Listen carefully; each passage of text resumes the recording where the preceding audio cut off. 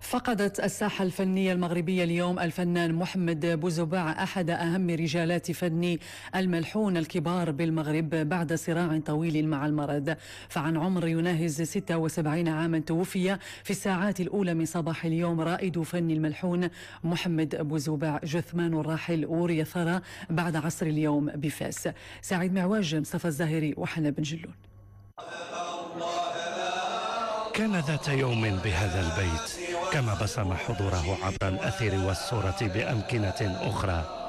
رحل الناظم الفنان الموسيقي الشيخ الملحون محمد بوزباع إلى دار البقاء، لكن صداه طربت له نفوس ممن جاوروه كمنشد وكإنسان. أدى رسالة مع الشعب ديالو، مع الأفراد ديال العائلة ديالو. كان مرض في هذا التالي وما سخيناش به، وإنا لله وإنا إليه راجعون. كان كأخ ورئيس وأب، الله يرحمه. كان واحد الإنسان طيب وخلوق، وكان تيبغي الخير للجميع.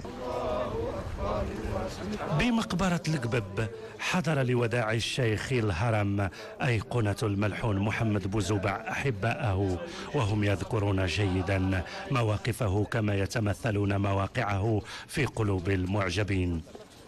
فقدت اليوم الساحة الفنية وتراث الملحون واحد الرائد اللي هو رائد عظيم في مجال الملحون، اللي أعطى الكثير واللي أعطى قيمة مضافة للملحون. لا حول ولا قوة إلا بالله العلي العظيم.